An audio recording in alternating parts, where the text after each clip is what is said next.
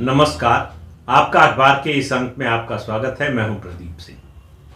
आम आदमी पार्टी में इस समय तूफान से पहले वाला सन्नाटा है। दरअसल इन्फोर्समेंट डायरेक्टरेट यानी ईडी और अरविंद केजरीवाल के बीच में चूहे बिल्ली का खेल चल रहा है। चूहा भाग रहा है, बिल्ली ताक लगाए बैठी है। चूहे को मालूम नहीं है कि बिल्ली कब झपट्टा मारेगी, लेकिन बिल्ली को मालूम है कि झपट्टा मारने का समय कब आएगा। तो दोनों इंतजार कर रहे हैं कि कौन पहले जो है हाथ मारता है। तो एनफोर्समेंट डायरेक्टरेट जल्दी में नहीं है। एनफोर्समेंट डायरेक्टरेट का जो काम करने का रवैया है वो ठंडा करके खाने वाला है। कोई जल्दबाजी नहीं है। मालूम है कि जो शिकार है वो बचकर निकल नहीं पाएगा, इसलिए कोई जल्दबाजी नहीं होती, कोई जो है हड़बड़ी नहीं होती। कोई कदम इस तरह से नहीं उठाया जाता जिस पर सवाल उठाया जा सके। अब आप देखिए, कई समन भेज चुका है एनफोर्समेंट डायरेक्टरेट। अरविंद केजरीवाल कोई ना कोई बहाना बनाकर जाने से मना कर देते हैं। उनके जो साथी हैं वो बयान देते हैं, कहते हैं कि ये समन जो है इल्लीगल है। कानून के मुताबिक ईडी को समन करने का अधिकार है, पूछताछ का अधिकार है। किसी को भी अगर उसे लगता है कि मनी लॉन्ड्रिंग में इन्वॉल्व है या इस तरह किसी तरह के फाइनेंशियल एम्बेजलमेंट में इन्वॉल्व है तो पूछताछ के लिए बुला सकता है। अब आप देखिए किस तरह से मामले को ट्विस्ट किया जाता है। ये भी प्रावधान है कि अपने लीगल या ऑथराइज्ड जो रिप्रेजेंटेटिव है उसके जरिए भी अपनी बात आप एनफोर्समेंट डायरेक्टरेट के सामने रख सकते हैं। तो आम आदमी पार्टी के लोग कह रहे हैं कि भाई अरविंद केजरीवाल का जाना जरूरी नहीं है, वो अपने ऑथराइज्ड एजेंट के जरिए भी अपनी बात रख सकते हैं। लेकिन इसमें एक महीन सा फर्क है, समझिए। ऑथराइज्ड एजेंट या ऑथराइज्ड व्यक्ति के जरिए अपनी बात रख सकते हैं अगर एनफोर्समेंट डायरेक्टरेट ये ऑप्शन देता है समन में। और जब ऐसा होता तो समन में ही लिखा होता है कि आप खुद अपीयर हो या अपने किसी अधिकृत प्रवक्ता के जरिए आप अपनी बात रखें, पूछताछ के लिए उसे भेजें। किसी भी समन में अब तक जो भेजा गया है अरविंद केजरीवाल को, एनफोर्समेंट डायरेक्टरेट ने ये नहीं कहा है कि आप खुद आएं या अपने अधिकृत प्रवक्ता को भेजें। तो इसलिए ये जो है ट्विस्ट करने की कोशिश नियम को कि जो है एनफोर्समेंट डायरेक्टरेट परेशान कर रहा है, कानून में तो ये प्रावधान है, बिल्कुल गलत है। दूसरी बात, एनफोर्समेंट डायरेक्टरेट के समन को इग्नोर नहीं कर सकते, आपको अपीयर होना ही पड़ेगा। और अगर आप बार बार मना करते हैं तो एनफोर्समेंट डायरेक्टरेट को यह अधिकार है कि आपको पूछताछ के लिए गिरफ्तार कर सके, हिरासत में ले सके। अब इस बात का अंदाजा, इस बात का पता अरविंद केजरीवाल से बेहतर किसको हो सकता है। खुद रेवेन्यू सर्विस के अधिकारी रहे हैं, उनको मालूम है कि उनके पास ज़्यादा समय नहीं है। तो उनके पास ज़्यादा समय नहीं है तो वो जितना समय मिल रहा है उस समय का इस्तेमाल पब्लिसिटी और विक्टिम कार्ड खेलने में कर रहे हैं कि हमको परेशान किया जा रहा है, हमारी पार्टी को ख़त्म किया जा रहा है, हमको चुनाव में प्रचार करने से रोका जा रहा है। अभी चुनाव दूर है, अभी लोकसभा चुनाव की अधिसूचना भी जारी नहीं हुई है, लेकिन नवंबर दिसंबर से ही अरविंद केजरीवाल कोई ना कोई बहाना बना रहे हैं। पहले कहा कि दीपावली है और दीपावली का त्यौहार है, दिल्ली में मुख्यमंत्री हूँ इसलिए जो है यहाँ मेरा रहना ज़रूरी है। फिर कहा 5 राज्यों का चुनाव है, उसमें मैं स्टार कैंपेनर हूँ अपनी पार्टी का, इसलिए रहना ज़रूरी है। और उसके अलावा वो चिट्ठी जो भेजते, जवाब भेजते हैं, वो कहते हैं कि इल्लीगल है ये समन, ये बताइए हमको किस हैसियत से बुलाया जा रहा है। तो ये सब केवल टालने के बहाने हैं। ये बात हेमंत सोरेन को 7-8 समन के बाद समझ में आ गई। उनको समझ में आ गया जब ईडी ने कहा कि ठीक है आप नहीं आना चाहते, आप बताइए हम कब आ जाएं आपके दफ्तर या आपके घर। तो हेमंत सोरेन को आखिर तारीख बतानी पड़ी। 7 घंटे उनसे 7.5 घंटे पूछताछ हुई। अभी गिरफ्तारी नहीं हुई है, लेकिन गिरफ्तारी की तलवार लटक रही है। लेकिन अरविंद केजरीवाल जो है ज़्यादा होशियार आदमी है। उन्होंने देखिए अपने 2 करीबी साथियों को किनारे लगा दिया बिना किसी हो हल्ले के, बिना किसी विवाद के। एक मनीष सिसोदिया और दूसरे संजय सिंह। पार्टी में यही 2 लोग थे जो उनकी अथॉरिटी को चैलेंज कर सकते थे या उनके जेल जाने पर उनकी जगह ले सकते थे। पहले मनीष सिसोदिया को निपटाया, उनको डिप्टी सीएम के रूप में आबकारी विभाग दिया। सारे फैसले शराब घोटाले के आबकारी विभाग से कराए कि अगर कुछ समस्या आती है, अगर कोई आरोप लगता है तो सारा आरोप का ठीकरा फूटे मनीष सिसोदिया के सर पे। तो मनीष सिसोदिया जेल में है और उस काम के लिए जो उन्होंने अरविंद केजरीवाल और आम आदमी पार्टी के लिए किया, और अरविंद केजरीवाल मौत से बाहर है। लेकिन अरविंद केजरीवाल के चेहरे पर कोई शिकन नहीं है। अब आप कहेंगे कि संजय सिंह का नाम क्यों लिया, संजय सिंह को कैसे निपटा दिया। संजय सिंह को तो अभी अभी राज्यसभा में फिर से नॉमिनेट किया है 6 साल के लिए। संजय सिंह और मनीष सिसोदिया का केस कैसा है, कितना मजबूत है या कितना कमजोर है, ये बात अरविंद केजरीवाल बहुत अच्छी तरह से समझते हैं। दोनों नेता हाल फिलहाल जेल से बाहर नहीं आने वाले। ट्रायल शुरू होगा, ट्रायल पूरा होगा, इन दोनों को सजा होने की पूरी उम्मीद है। मनीष सिसोदिया को सीबीआई वाले केस में सजा मिलने की ज्यादा उम्मीद है और संजय सिंह को ईडी के केस में। दोनों परिस्थितियों में दोनों नेताओं की सदस्यता, एक की विधानसभा की सदस्यता और दूसरे की राज्यसभा की सदस्यता जाएगी। मनीष सिसोदिया को सजा हो जाती है 2 साल की से ज्यादा की, तो वो चुनाव नहीं लड़ पाएंगे और उनकी सदस्यता तो विधानसभा की जाएगी ही। इसी तरह से संजय सिंह का है। अब संजय सिंह की और मनीष सिसोदिया की जरूरत नहीं रह गई है अरविंद केजरीवाल को, तो उन्होंने दोनों से पल्ला झाड़ लिया है। तो सवाल यह है कि संजय सिंह को बनाया क्यों, फिर से राज्यसभा भेजा क्यों। कोई बोल न सके और संजय सिंह को बोलने का मौका न मिले, और उनके जो समर्थक हैं उनको भी बोलने का, शिकायत का मौका न मिले कि देखिए जेल में थे तब भी हमने आपको नॉमिनेट किया, और ये जानते हैं कि बहुत जल्दी ये सीट खाली होने वाली है।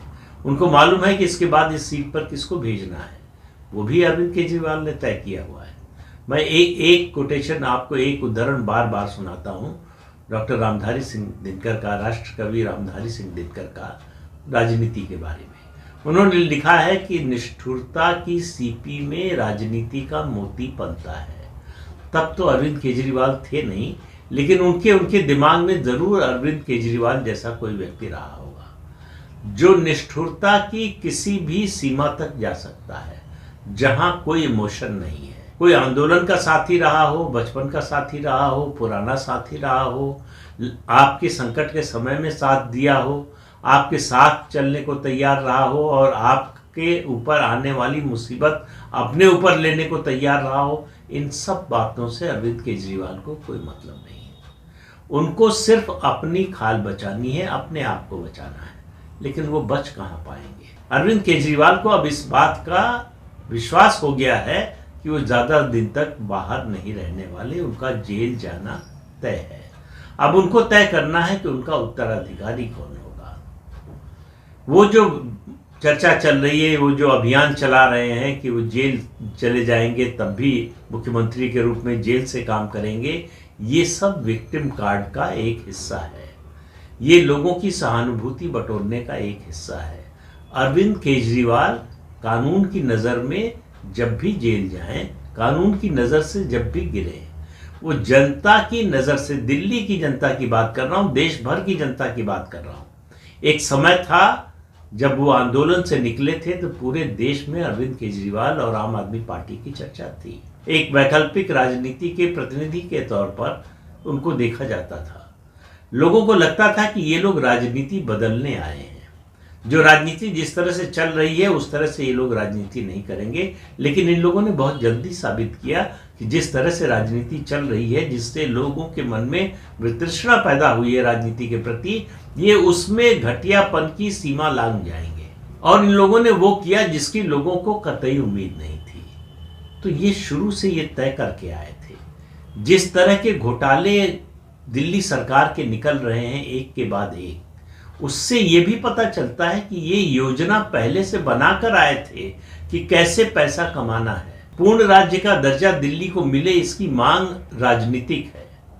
दरअसल इनको मालूम है कि पूर्ण राज्य का दर्जा मिले न मिले, पैसा कमाने की संभावना अपार है। ये यूनियन टेरिटरी होते हुए भी दिल्ली के पैसा कमाने की संभावना जो है वो कम नहीं होती है। तो कोई ऐसा विभाग छोड़ा नहीं, कोई ऐसी योजना छोड़ी नहीं जिसमें पैसा कमाने की गुंजाइश न तलाशी हो और उस पर न चले हो। तो अरविंद केजरीवाल और आम आदमी पार्टी भारतीय राजनीति का एंटी क्लाइमेक्स है।